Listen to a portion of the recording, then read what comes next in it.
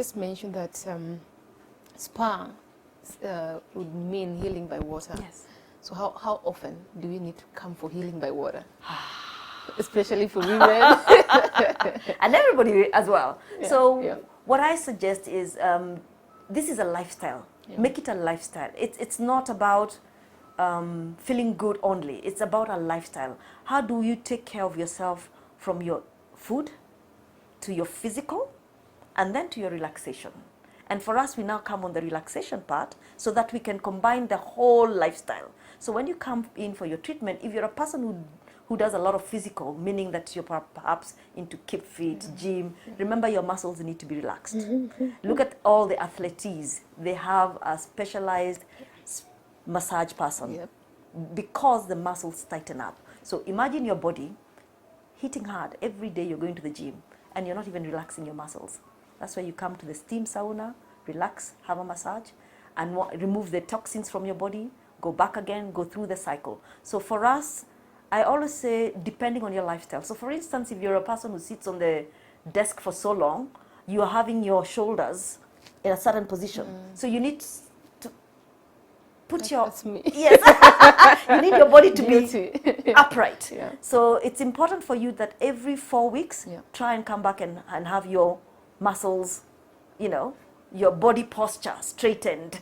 Because again, the treatment will matter.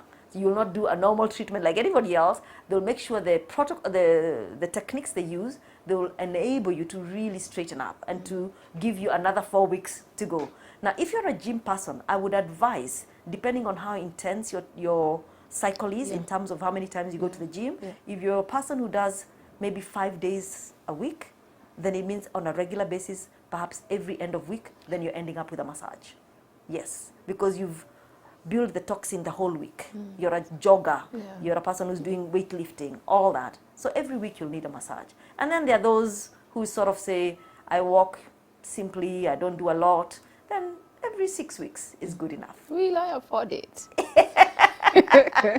Yes, you will. Lucy, and I'll tell you why. Yeah, it's Christmas. Yes. Jesus has been born. Let's say the truth. You will definitely afford it. And I'll tell you how you look at your menu, how you look at your pricing. And I always say to everybody, look at this as, you know, ladies, what we do, we spend on handbags, we spend on dressing, we spend on our makeup. We spend on our little drink every so often. And then we spend a lot on our meals sometimes because we're going out with the ladies. I always say, when do you look after yourself? Put a little every time and you'll be able to afford us. We're very manageable in terms of the prices. And to encourage you during the festive seasons, we do have some offers. So we'll be giving out some vouchers for the festive season, and we're giving anybody who will call in, I don't know how you want to do that, but we will give you some vouchers so that you can give to your clients. And we have a beautiful festive voucher at the moment ongoing. It's redeemable by the end of January. Although we'll be closed for the 25th, Christmas time, up to about the first week, we're back on the 9th. You can always come and claim. And we can also extend. We're not that mean. Yes. Well, this is a point where you're supposed to head over to our social media pages and, like I said, you need to nominate that one person you feel deserves a break. They have worked so hard through the year, or they've probably been through a lot, and you want to reward them, you want to recognize. It could be you, it could be your sister, your wife, your spouse, it could be your girlfriend. Don't hesitate, head over to our socials at KTN Home at Quintambori and type that name this moment. We will be able to get through to at least one person, and we will reward them with a spa treat, and you don't want to miss that. Lucy, this industry of yours of wellness, beauty, and whatnot, a lot has been going on over the years, and a lot is evolving as well. Maybe not for the better sometimes. Maybe. Sometimes it's good, sometimes it's not. Okay. And a lot of people, because you're now a consultant, a lot of people have been on the sports, barbershop salons, where there is a very fine line between, you know, the services that they offer, and there's also a bit of, I don't know, they call it sexual harassment. Yes.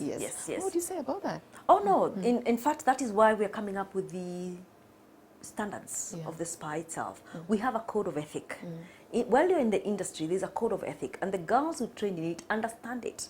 So if you find anybody who's gone through the training and they then go out there and they go against it, those are ladies who know they're doing something wrong. So one of the things that we will require when you become an associate member, you shall definitely sign the code of ethic. And if you break that code of ethic, we put you on the blacklist. We will be going to spas and we'll be checking them out and seeing who is following the code of ethics that we talk about. What standards have they put into place? Because we have standards of operations as spas. We don't just walk in and you do whatever you want. It's like any industry. It has its code of ethics, it has its standards of operation, so does the spa industry. And this spa industry is not just in Kenya, it's international. So the standards that we're putting in place are international. It means that if you can work or you can open a space here, you can open it anywhere else with the same standards. There's no beating about the bush with the standards. When we say we do this in the spa, we do this in the spa. If there's, particularly when it comes to the sexual harassment, it's a clear code. If a guest harasses you sexually, as a therapist, you will not even continue with the treatment. You will stop, you will walk out of the room, and the guest will leave. If you continue with that treatment, you've broken the code. And when we get to know about it, we will blacklist you, meaning you cannot work in any spa that will abide by the rules and regulations of the industry. How rampant is it?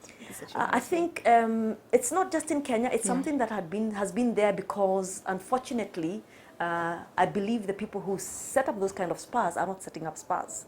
They're looking to do other businesses.